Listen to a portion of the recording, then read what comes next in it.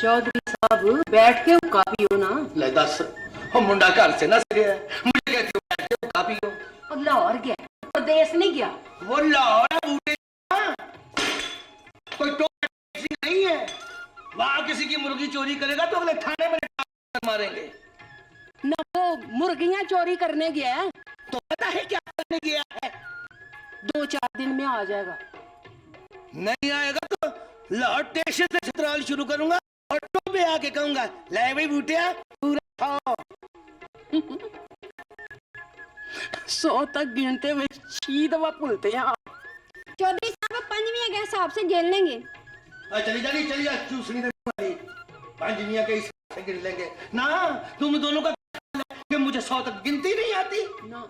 6 दफा तो मैंने खुद सुना है। 80, 89, 80 बस रहन दो ना। पेट खोलो अपने। अच्छा पेट खोलो। पानी मुझे पता नहीं उसके पास पैसे भी है कि नहीं। पैसों की कोई थोड़ है मेरे बूटे को? पूरे 50,000 गिन के दिए मैंने। 50,000?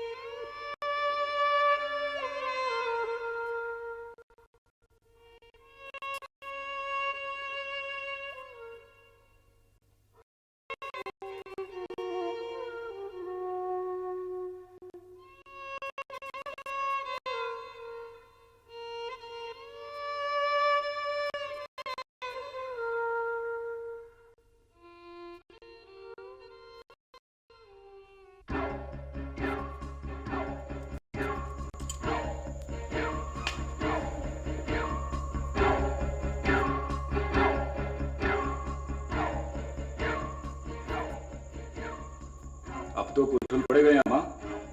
अब किस बात की देर है? तुझे किस बात की जल्दी? ना उसका कौन यहाँ, किसके सहारे छोड़ के जाएगी उसे?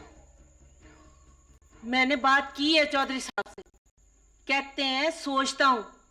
अब सोचने देना उन्हें। ना इसमें सोचना क्या है? 2 बोल पढ़ाएं और कुड़िए वाले करें हैं? कब्रिस्तान पे मजोर बनी बैठी रहेगी, उसे कौन रोने तोड़ने के लिए उम्र पड़ी है। हाँ चौधरी साहब को अपनी पड़ी है शौकिया। उनका मुंडा नस गया घर से। ना मुंडा वापस आएगा तो सोचेंगे। कुड़ी को भी तो राजी करना है। राकूबी ने तो पहले ही साफ साफ इनकार कर दिया। हला उसने डिप्टी कमिश्नर से जानी थी ना कुड़ी। हाँ घर बैठी तेरा रास्ता उड़ीक रही है। शौका भी लाहौर से नवे बूट खरीद के आया। मुझसे पूछ रहा था ये सुलेखा क्या करती रहती है। मैंने कहा चाचे कुत्ते के मरने का इंतजार करती थी। कब वो मरे और कब तेरी कमेटी निकले। उसकी कमेटी तो निकल आई है सुलेखा। मासी ने चौधरी साहब से कहा है कि वो सुलेखा को साथ लेकर जाएगी। तंग ना कर दारी है। चौधरी साहब ने कहा है मैं सोचता हूँ रात को नंबरदार से बात करेंगे, फिर तेरे जाने की तारीख तय होगी। मुबारक हो सुलेखा। उसे बोल, उसे बोल दारी, अब्बे का कफन तो मैला हो जाए। अब्बे का कफन तो तेरे जाने के बाद भी मैला हो जाएगा। ब्याह कोई मरना नहीं होता दारी, जिसका घर बैठे से नया आ जाए। गरीबों के ब्याह और जनाजे इक्को ही तरह के होते हैं जुलेखा। इसका भी स्नेह ही आता है। मेरी मर्जी भला कोई मर्जी नहीं। भला तेरे माना करने से कोई मानेगा? किसी को याद नहीं कि अब्बा इस रिश्ते से खुश नहीं था। वो तो मर गया जुलेखा, और कुबा लुआर मरे तो उसकी मर्जियां कौन याद रखता है? पर मैं शौके से ब्याह नहीं करूंगी। बूटा तो पिंड छोड़ के चला गया है। बूटे की बात कौन करता है? उसे तो ये भी पता नहीं कि चाचा मर गया है। उसे पता है दादी। पता है, पर उस रात तो कौडू ने स्टेशन पे जाके उसे खबर सुना दी थी। और वो खबर सुन के भी नहीं आया। उसने लौट जाने की टिकट खरीद ली थी ना, और गड्डी भी स्टेशन पे खड़ी थी। वो अब्बे के मरने पे आ जाता तो गड्डी ना चली जाती।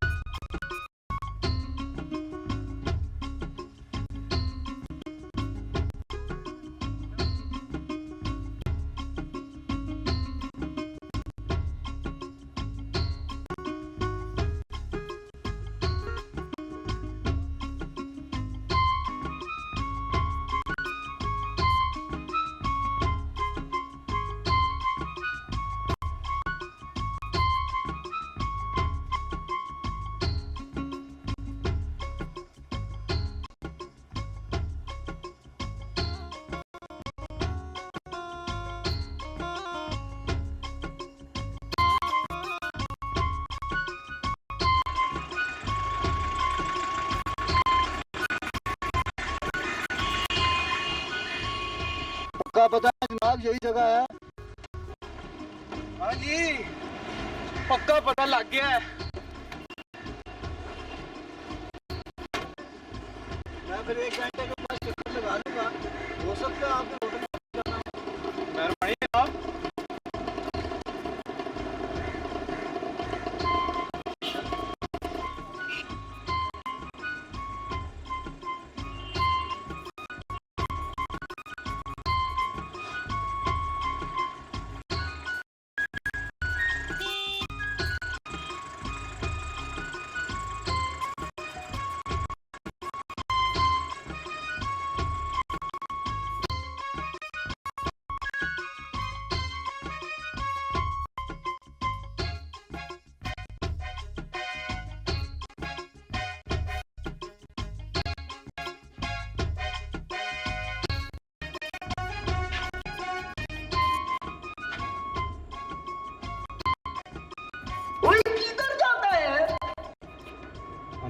चाहता है? कौन है तुम?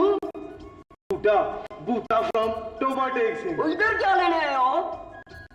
तुम क्यों पूछते हैं? अंधा का गार्ड होता है। गार्ड होता है? यहाँ पे भी गार्ड होता है स्टेशन पे भी होता है। वो दूसरे वाला गार्ड होता है। वो ये अंदर क्या देखता है? देखता है तुम जैसा कोई और पागल भी है।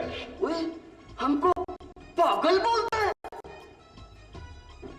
तुम हमको अंदर नहीं जाने देगा तो हम तुमको और भी बहुत कुछ बोलेगा।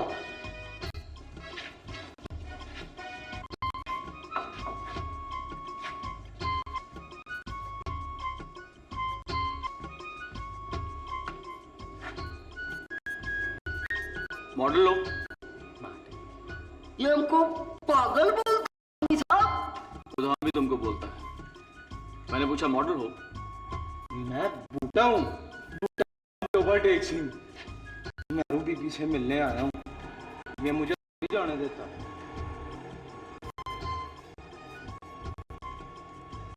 मैरू से मिलने आया हूँ। बैग में क्या है? मैं तुम्हें क्यों बताऊं?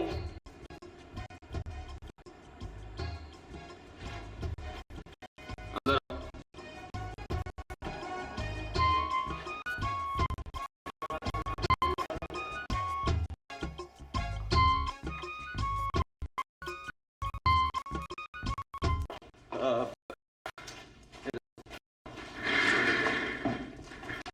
बैठो यहाँ पे।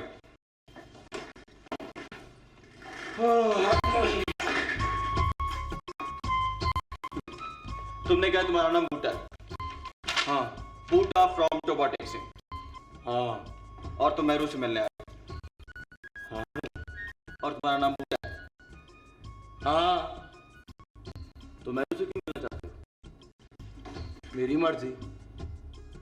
लेकिन तुम्हारी मर्जी से तो वो नहीं मिलेगी। किसकी मर्जी से मिलेगी? अपनी मर्जी से। मुझे पहले दरवाजे पे शक हो गया था। कैसा शक? अब एवं मुझे लाहौर नहीं आने देता था। अब्बा? किसी समझदार आदमी से गल कराओ मेरी। अच्छा, समझदार आदमी है। मेरे बारे में तुम्हारा क्या ख्याल है?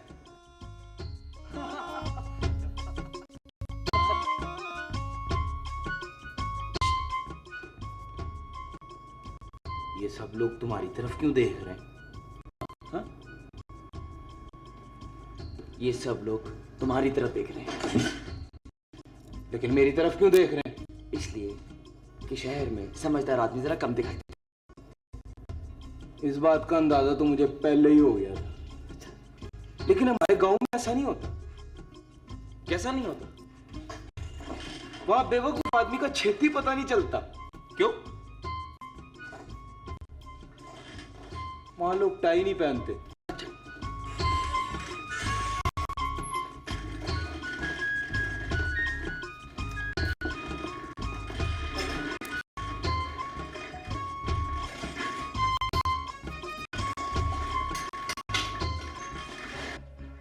तो फिर क्या सोचा तुमने?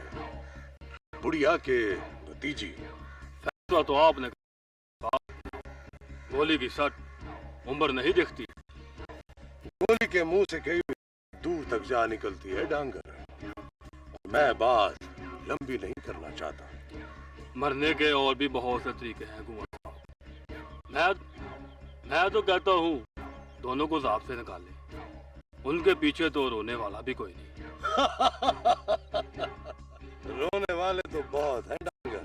सबसे पहले आंसू तो हमारी आंखों से गिरने। ऐसे मौकों पर तो सरवत बेगम भी धाड़े मार कर। आप मारेंगे और आप रोएंगे कुंवर साहब? मेरू भतीजी है मेरी, और जवान भतीजी की मौत पर कलेजा तो फटता है ना।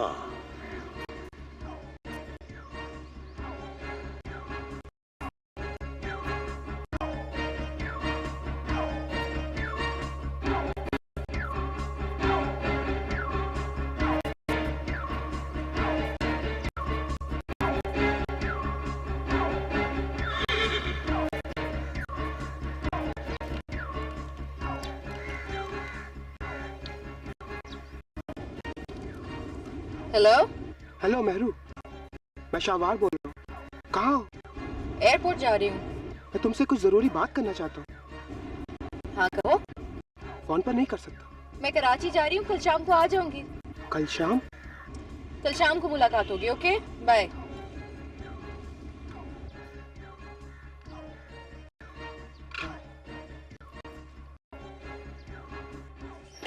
कराची? हाँ कराची। तुम्हारा नाम क्या है? पानी। ठीक है। क्या ठीक है? तुम चाहे टाई पहनो या ना पहनो। मेरी टाई तुम्हें क्या कहती है? मुझे कुछ नहीं कहती, जरा ढीली करके बांधा करो। अब्बा कहता है टाई पहनने वालों का आधा दिमाग उनकी गर्दन में होता है।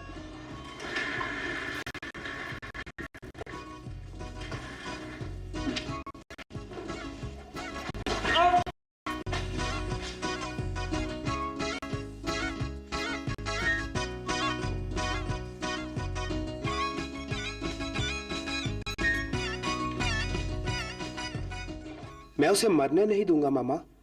किसने कहा कि वो मर जाएगी? पापा ने। पापा ने डांगर से उसके मरने की बात की है। लेकिन मुझसे तो ऐसी कोई बात नहीं हुई। वो आपसे भी छुपाना चाहते हैं। मेरू के मर जाने से तो बड़ी मुसीबत खड़ी हो जाएगी। किसके मरने की बात हो रही है भाई? मेरू के मरने की। ये हर जगह उसके मरने की बात हो रही है। ये कोई अच्छा शगुन नहीं है सरवत बेगम। लेकिन मैं उसे मरने नहीं दूंगा पापा। मौत दरवाजे पर पहल देकर नहीं आती कुंवर शाहवार अहमद, और ना ही उसे यह कहकर टाला जा सकता है कि कोई घर पर नहीं आया। मेहरू को भी मरने की जरूरत ही क्या है? आपने डांगर से मेहरू के मरने की बात की। हो सकता है मेरे मुंह से निकल गया हो। अभी तो उसके मरने के दिन नहीं है। मेरी जवान भतीजी है, बड़े चाव से आकर मुझसे लिपट जाती है, बहुत प्यार करती है मुझसे वो। और फिर अभी तो उस बुढ़िया से बात चल रही है मेरी। दिस इज नॉट फेयर पापा। सुनिए सुरखाब अहमद, डांगर से कह दीजिएगा कि मेरू का बाल भी बिका ना हो।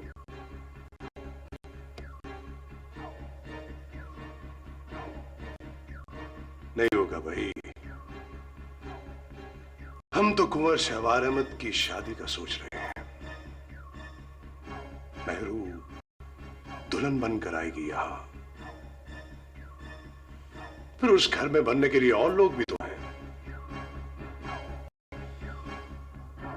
अब अगर उस बुढ़िया की आई तो मैं अपनी भतीजी को तो नहीं आने दूंगा ना।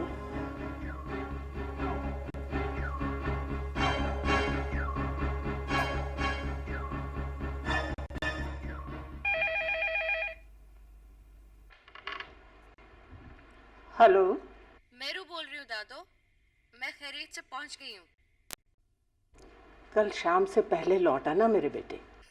लौट आऊंगी।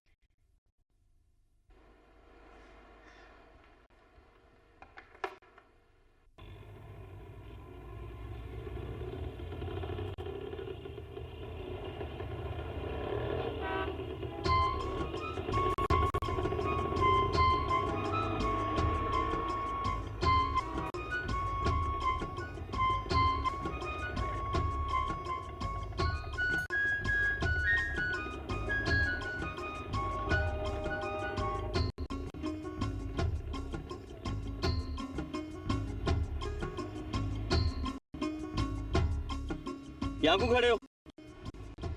अपनी मर्जी से खड़ा हूँ। ये तुम हर जगह अपनी मर्जी क्यों करते? मैं यहाँ अपनी मर्जी करता हूँ। गाँव में अब्बे की मर्जी चलती है। जाना कहाँ है? किसी होटल में जाऊंगा। यहाँ कोई जानने वाला है तुम्हारा? है। कहाँ है? कराची। बैठो, तुम्हें किसी होटल में छोड़ देता हूँ।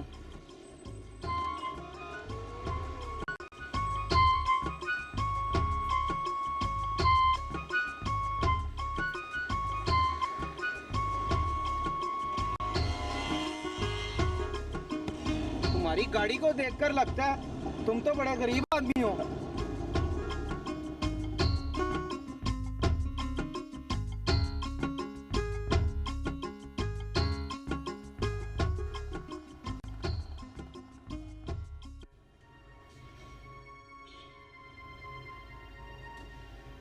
आओ। मैंने तुम्हारी कीमत अदा कर दी। मेरी कीमत? नहीं, इन खतों की कीमत, खुशबू में लिथड़े हुए ये मोहब्बतनामे जिन्हें लिखते हुए तुमने कभी नहीं सोचा होगा कि इनकी कीमत क्या हो सकती है। तुम इंतहाई गिरे हुए शख्स हो। गिरा हुआ शख्स तो वो भी होता है जिसे अपनी मोहब्बत छुपाने के लिए 1 लाख का तावान अदा करना पड़ेगा। ये रहे तुम्हारे खत, गिन लो इन्हें।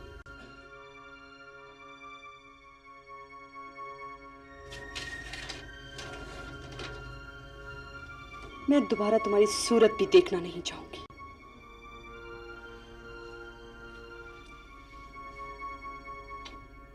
दोबारा कभी आमना सामना हो तो मुझे पहचानने से इनकार कर देना। इसकी अलग से कोई कीमत नहीं होगी। हो मैं लोगों तेरे इश्क दा मन कोई नहीं परवाह, हुण कर लै जो की हो सकदा मैं फड़ लई तेरी बाह। तू इथों हिलना कोई ना, तेरा दुखड़ा सुनना कोई ना। अल्लाह की शान है पर ये कौन? बूटा फ्रॉम टोबा टेक सिंह। शक्ल से तो अच्छा भला आदमी दिखाई देता। शक्ल से तो तुम भी अच्छे भले दिखाई देते हो। मुझे दीनू कहते हैं। कौन कहता है? सब कहते हैं। तुम हमारे गांव में होते ना तो तुम्हारा नाम जीरे ने रखना था। वहां सबके नाम वो ही रखता है।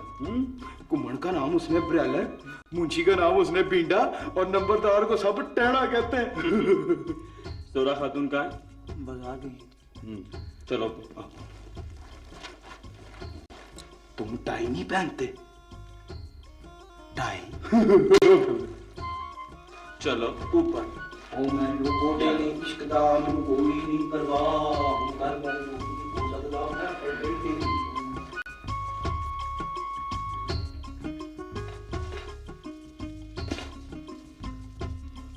दीनू, अब ये सामान पकड़ोगी भी या मुंह देखते रहोगे?